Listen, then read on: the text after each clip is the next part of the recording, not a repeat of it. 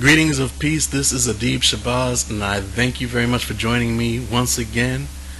And this week's video has been delayed a bit because many of you have seen me actually post the link before. There was some audio problems, so I wanted to make sure that all of you could hear. So I've redone the video. Thank you for your patience, and we're going to get right to today's subject, which is crisis of consciousness. Misfocus in the law of attraction. I'm going to focus on contrast or misfocus and why we get what we don't want, why we get what we don't desire. A lot of people ask me, well, I didn't ask for these things, so how is this working? I don't believe law of attraction, or I don't understand it because I seem to be getting what I don't want. I get a lot of what I don't desire. I know I didn't ask for this, so why am I getting it? And by the way, while I'm on the subject, they say, why do bad people get good things and why do good people get bad things? Well, I know I've asked these questions myself in the past. I know that many people ask, and I'm going to repeat something that is worth repeating because it takes a while to get. We did not usually grow up, most of us anyway, I know I didn't grow up with the knowledge of law of attraction. And we grew up on a mindset that said, basically was based on the what I call vending machine God. Put in the correct tokens of prayer and doing good deeds and so forth, and you get back good things. You put in the correct token for prayer, and the vending machine God actually gives you back a blessing. As long as you're good, as long as you do the right things, you follow the moral code, and you actually receive good things. And I find that that doesn't really work. I don't care if you call yourself Muslim or Christian or Jew or Buddhist or anything in between. That doesn't work. That's an outdated and outworn thought. So we have to see, what is it that we really are doing? What is it that we're receiving and why? So we're going to look at contrast and why we get what we don't desire many times. We get what we focus on. I'm going to repeat what law of attraction is. Law of attraction is a law. And the law works whether we like it or not, whether we love it or not, whether we want it or not, whether we focus our attention on it or not. It works. Whether we're into it or not into it, it doesn't matter. You can be into gravity or not into gravity. Try walking off a cliff. Try walking off the roof of a building. You'll find that law of gravity does not care about you, does not love you. The law of attraction doesn't either. We have to understand these things. We have to realize that law of attraction is a law. And it is something that is going to work regardless. So, let's toss out the thoughts of being good is going to get us something. I'm not saying don't be good. I'm letting you know, letting you understand that has little to do with what you're actually going to get. It goes a lot further than that. Being good helps our moral compass. It helps us to maintain balance in ourselves, but it's not going to work for law of attraction. Law of attraction works on what we focus our attention on. And as we focus our attention and our passions, that's what we get. Scientists say that we have somewhere between 12,000 and 50,000 thoughts each day. 12,000 to 50,000 thoughts. It's a lot of thoughts. What are we thinking about all those times? That's a lot of thoughts for a 24-hour period. Unfortunately, as impressive as it sounds, most of it is the same outworn thought over and over again. The same thoughts that we thought yesterday and last week and last month and last year, we're thinking again and again and again. Most of them don't really serve us well. A few of them do. Like, for example, I'll give you an example for me. Most times I put my wallet and my keys and my watch where I can find them. I put them in one of two places. so that I know where they're at. It's a habit. I don't even remember I do it most times. I've been doing it since I was about 10 years old. But it's a responsibility factor. It's a habit. So I put it somewhere so I won't lose it. And I said, what, did I put my wallet here? I don't remember. But I'll look and it's there. And I said, well, it has to be in one place or the other. So it's very easy to know where I put my keys and my wallet, and I don't have to think about it. It's kind of like breathing. I do like to focus my attention on my breath and do meditations and do breath exercises and so forth, but I don't want to have to remember to breathe 24 hours, 7 days a week. And if I had forgotten for 15, 20 minutes to breathe, hey, I'd be in pretty bad shape. So that's what I'm saying. It's good to have things that are automatic in our minds. However, not everything needs to be automatic, and a lot of those 12,000 to 50,000 thoughts are automatic, but they're not serving us. They're focused on outdated and outworn memories. They're focused on fear and lack and all types of thoughts that actually do not serve us as far as building what we desire. They're not making us feel good. They're not serving us. They're not doing anything for us in order to improve our lives. We need to sort through those. We need to take inventory of our thoughts and actually toss out what we do not want, what we find that does not serve us, and replace them with thoughts that do.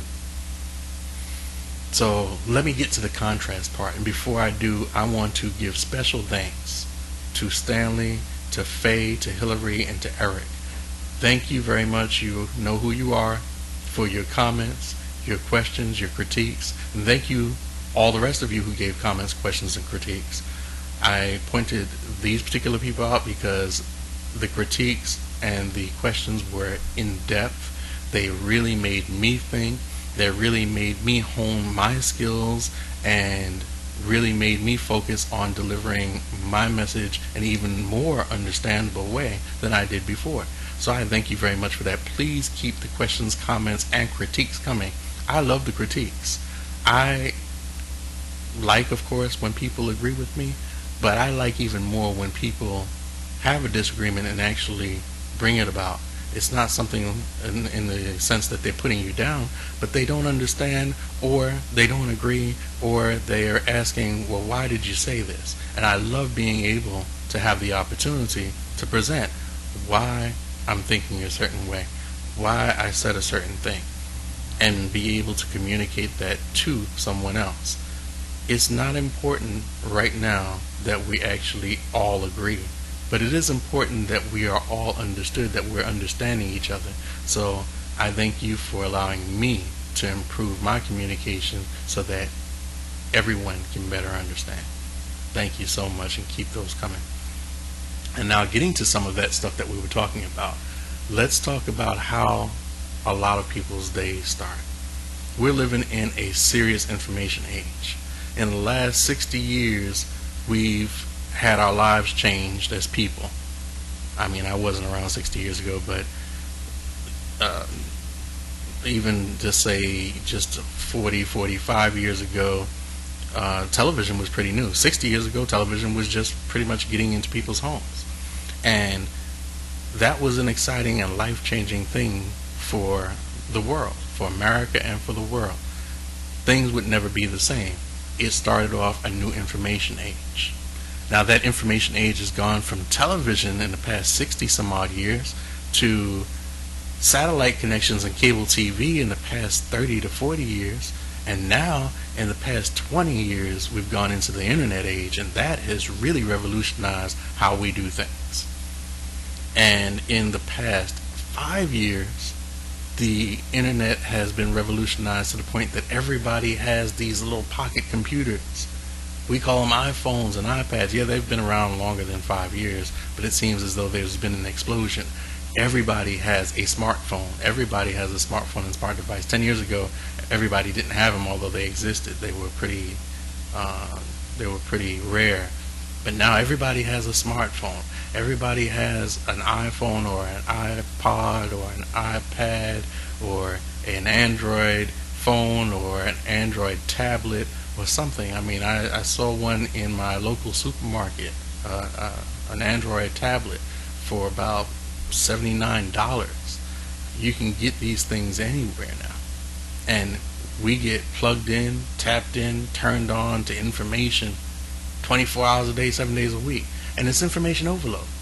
We learn about celebrities and about wars and about crimes and about things that are going on all over the world and in the next state and in the next country, and we're just overloaded with information. And this information is not directly pertinent to us. Some of it is fun and positive, some of it is fun and negative, some of it is just fun, some of it is depressing and fearful. Of course, the fun stuff, everybody can use a little entertainment, but there is an overload. There's a point where it becomes overload. As far as the not so fun stuff, we call ourselves keeping up on information, and we get briefed better than the president does sometimes, it seems, with all the information that we have about what's going on in the world and the threat of war and the threat of conflict over in this land and the economic crisis here and the budget cuts and so forth and so on and so on and so on. And we listen to this stuff every day. It's a bombardment in your mind, and this is your temple here. This is your altar where you're actually making things happen. And how can you make things happen for yourself? Manifest your vision, your goal, when you are listening to all of this. We think about a lot of things that we don't realize that are very non-serving to us, that create a lot of static in our lives, that create a lot of disturbance in our lives. And we need to reassess what we're actually putting in, because what we put in is what we get out. We're getting upset over situations. There might be some children or some families hurt somewhere across the country or across the world, and we're focused on that for 10 days straight. And we can't go help them. We can get the information and maybe send some money, but we can't go help them. We can't leave our lives and say we're going to go over there. Most of us can't do that. So we're pulling upon our sympathetic response, and that's frustrating because we can't do anything, and we just put ourselves through torture on a regular basis. Meanwhile, we're barely standing on one leg ourselves because we're working jobs that we don't like, or even working businesses that we don't like because the money's good. So we're in this good money industry and this good money business, but we really don't like what we do. So there are all those types of situations that lead us to focus our attention on what we do not desire, and just a lot of other noise. We need to really assess how much noise, how much information, how much knowledge that we allow in. I'm not advocating being stupid or ignorant, but we do need to sometimes cut down on the knowledge that we have. We need to cut down on it, especially if it's engendering fear in us, because a lot of it is about war or chemtrails or genetically altered foods and so forth. Learn what you need to learn about that. Keep yourself safe. But in the bottom line, when it all boils down, you have to keep this sharp, even more than you need to keep your body sharp. We will fight to keep ourselves pure and clean, many of us who are aware of our bodies and how we need to really make sure that we're taking care of ourselves, but we're not keeping our minds clear. And as far as manifesting machines, we're manifesting machines. We are creators. We need to make sure that we're working on our goals, that we're working on our vision, that we're creating a life for ourselves in the image and likeness of what we vision. And we need to do that very clearly. So this overemphasis of knowledge and information, we really need to assess that, kind of sort it out, kind of cut that time in half that we focus on those things. Get your information. You probably don't need more than once a week, and let it go. focus the rest of your time on your vision, on your plan, on your goal, and start to feel good about what you desire, what you actually want to happen in your life.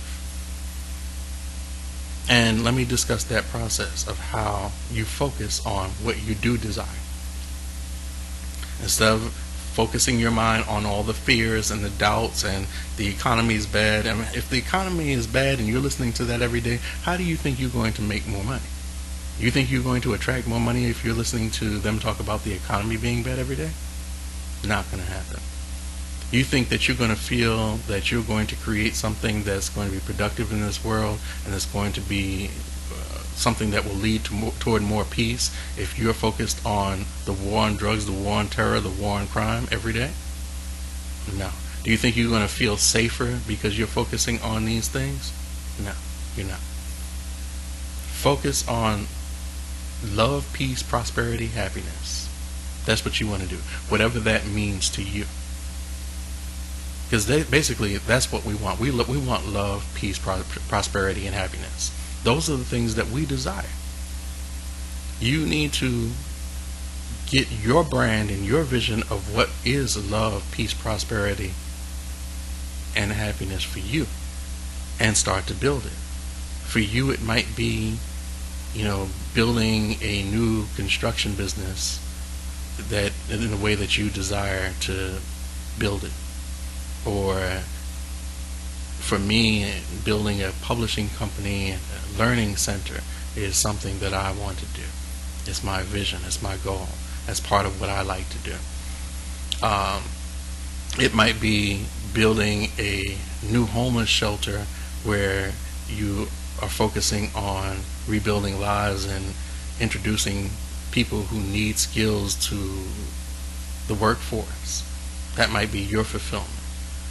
It might be that you just want a new position in the job that you're at now, that you want to advance, that you're happy with your job but you want to advance and you feel like you are not advancing fast enough, that you're not earning the money that you deserve.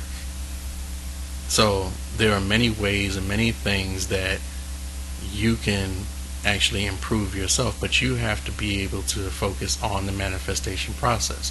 What is that? Let's talk about the negative and the positive. Not the good and the bad, but not the bad and the good, but the negative and the positive. Negative meaning negative polarity. Positive meaning positive polarity. And let me show you how this works. I'm going to take the simple building block of the universe, the physical universe, which is the atom. You've got three particles that make up a basic atom: a proton, a neutron, and electron. You have a hydrogen atom. A hydrogen atom has one proton, one neutron, one electron, and that's a hydrogen atom. The other atoms have more protons and the corresponding number of electrons, but you have the proton, neutron, and electron. Now the protons and the neutrons are in the nucleus. Your protons are kind of like your affirmations, your prayers, your visions, your thoughts, that which you've put passion into and that you really want to come about. You want to make sure that you're creating protons that serve you, that are in your vision, your image, your likeness of what you have visioned for yourself. You don't want to be creating a vision that you don't desire. So focus your passion more on a daily basis on what you actually desire. And then the rest of the time, you don't have to do that all day, but definitely spend more time speaking about that than you do what you saw in entertainment news, or on sports, or on what you don't desire, like the budget cuts, or racism, or sexism, or classism, or anything that you don't like. You definitely don't want to harp on that. There are many people I'm hearing that are supposed to be conscious, for example, that are speaking about the white man, if there happen to be people of color, and what the white man has done to people of color, especially African Americans, and what the white man does to keep us down. First it was slavery, and then it was Jim Crow racism, and now it's continuing on and on and on under different names, and the psychological slavery, and on and on and on about that. And I'm not making fun of it. I have ancestors who were slaves. I know my history very well. I have a degree in political science. I understand history, and I understand the political movements that created them very well. What I'm saying is, you can learn this stuff, but to focus your mind on it is a different story, folks. To focus your mind on it is to attract more of the same.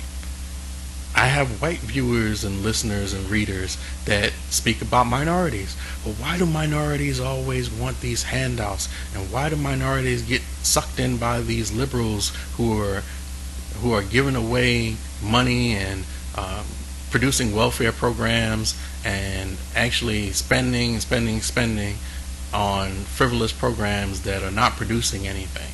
And minorities seem to be very lazy and prone to crime, etc., etc. And they may not actually even say that because it's not PC, but they'll speak about how every program that is designed to actually help the so-called minority is actually a bad program, and actually wasting wasting our resources, and is tearing apart the fabric of society. And there's a lot of talk about that. But the problem, whether you're white or black, or whether you're pointing a finger at the opposite, is not the opposite person, the person of the opposite race. The problem is that we're pointing fingers at other people instead of focusing on ourselves. Look, even if you want your prejudices and you want to keep them, then that's fine. I mean, if it's fine for you, it's fine for me. I don't want them, I don't need them. But if you have your prejudices, consider this. Focus your attention on your goal, on building your vision, on building your nucleus, so that you can have the things that support you in your vision show up in your life. And you won't even have time to talk about the white man, black people. And you won't have time to talk about black people, white people.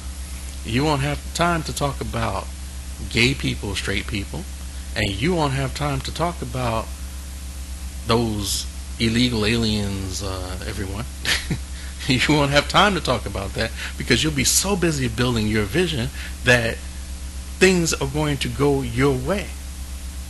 And you don't have confidence. You're saying right now, no, it's not because something's... You don't have confidence in your own creative powers because you're not exercising them. Take the time to exercise them. And guess what? If you want to help, if you happen to be black and you want to help black people, start with the black person that you see in the mirror every day, and those who are around you and who might be related to you that you can help, and perhaps the community, if you happen to live in a black community. Focus from the nucleus and start building from inside out.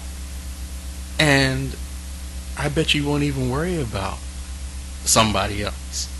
White people the same. If you're that staunchly against people of color, then build for yourself. Don't worry about them. And actually see your vision come to being. You never know what can happen. But what will probably happen is that you'll realize, race is not really that important, or being straight or gay is really not that important. It's more about me and the vision that I have, rather than my designation, my color, my sexuality. It's not that important anymore. I have my preferences. I have my preferences in life, and I choose to be a heterosexual man, and I really don't get into a lot about color. I do love my people's history. I love speaking to people who know the history of Africans in America and of Native Americans in America, because that's part of my history, and I think it's very interesting. However, I really don't. I know that when it comes down to it, race is just a factor. It's just something that is. So I don't really let that hinder me, because what really is important is what I vision. And what I vision is this peace and prosperity that I want to live. My own selfish desire. I want to live peace and prosperity. And I want peace, love, and prosperity for those around me. And I want to surround myself with those things that support my vision of peace, love, and prosperity. Hey, you can be as selfish as you want with law of attraction, but focus on proactive things. It's not about somebody else. It's not about pointing the finger. That finger is going to point back to you. And it's the bottom line. We have to really focus on that which we desire. We've got to be very clear. Become more aware of what you're thinking on a daily basis. Be careful about pointing the finger at others and blaming others. Be careful about tuning in to a lot of negative programming on television, the internet, radio. Be careful about the music that you listen to that might be blaming people or putting people down or tearing people apart. Be careful about how you select everything that's going on in your mind, and you'll realize over a period of time, as you start sorting things out, that your misfocus will become focused, that your energy will become more directed toward what you desire. And you'll see that as long as you're keeping it that way and you're keeping the noise down while you put your focus, as you're shooting out your vision, and you're keeping the focus within yourself, and you're taking some time to be silent on a daily basis. You know, your meditation, it doesn't have to be formal meditation, but just keeping some silence, so that turn off the radio, turn off the TV, turn off the noise, and allow yourself to actually hear that silence. You'll realize the situations, circumstances, events, things, resources will come to you that will begin to support you. That's your electrons. That's your negative energy, not bad energy, negative energy. It's the kinetic energy around you. The things that go into motion. Those things that you need to support your nucleus will surround you, will become in orbit around you, and actually begin to support you in what you are visioning. This is how you start to build. But it starts on day one with you saying, what am I thinking about on a daily basis? What am I allowing to program me? What am I allowing to get into my system? What am I allowing to bother me on a daily basis? Am I willing to let it go? Or am I willing to continue to focus on it even though I don't desire it? And we have to make those tough choices. Well, if I don't desire it, let it go. But it's wrong. And we can argue, but it was wrong what happened. But I don't desire it, so I'm going to let it go. But it wasn't right. It wasn't. But now it's time to let it go. But I want justice. You can have justice, or you can have what you desire. But you may not be able to have both. You need to let it go. Those are the tough choices. See, we have to really reassess how we have been oriented. And it's really an interorientation. It's a misorientation that we have to decide to make a shift on. Are you ready to make that shift? Are you ready to shift gears and get into what you really desire? Get into your own head, get into your own vision, and work more on your vision every day than you work on anything else, be it entertainment, be it fear, lack, reports of wars in different places. Do you really want that, or do you really want what you desire? Make a choice, and make that choice today, and you will begin to have a more prosperous life. I thank you for taking the time to listen to me, to watch me. If you like what you hear, please do support me so that I can continue on with this. First of all, subscribe to this channel on YouTube. For those of you who are watching on Facebook, please click on the YouTube icon below and actually subscribe to my channel. Please also purchase my book. It would be very helpful if you did. It speaks about a lot of these things. It speaks about very specific examples, and some understanding of the scriptures from the Bible, from the Quran, from the Bhagavad Gita, from different sources, from scriptural and spiritual sources all over the world that support you being a divine being and you recognizing yourself as a divine being. Taking that God in embryo inside of you and actually birthing it so that you can recognize that God is not something that you recognize from without, but that you recognize within. And those who continue to look without will be without. Start to look within, and you will have those things that you desire coming into your life. But purchase the book. It's called What If God Were One of Us, and you can find it at www.whatofgod.net. That's www.whatofgod.net. That's the Kindle edition that is recently released. You can get it on Kindle. You can get it on your Amazon. Your not Amazon, but you can get it on your Kindle device as well as your Android device, your iPod, your iPhone, your iPad. There are apps for all of those things. Make sure you take a look at that and get that right away. If you prefer a physical copy, contact me, inbox me on Facebook. And it's facebook.com/adib.shabazz.author. That's facebook.com/adib.shabazz.author. That is my Facebook page. Please like the page. Please inbox me, and I will get to you right away and let you know how you can receive the book. And if you happen to just want to continue our discussions, that's a great place to do it. So I'm looking forward to hearing from you there. You can contact me on Twitter. I do tweet regularly. I am at twitter.com/Adib Shabazz. That's twitter.com/Adib Shabazz. And last but not least, subscribe to my blog. There's a lot of valuable information there. It's all free, so get it while you can. I've got blog articles to read. I've got videos on there. I've got audio. There's a smorgasbord of information there. Lots of good knowledge that will help you focus on what you desire in life and help you understand these processes that we're speaking about and help you understand the environment that you live in. So definitely take a look at that. It's at godblog.freedompathradio.com. That is godblog.freedompathradio.com. Be sure to subscribe to my blog. Leave me comments and questions. Leave some comments and questions on this video.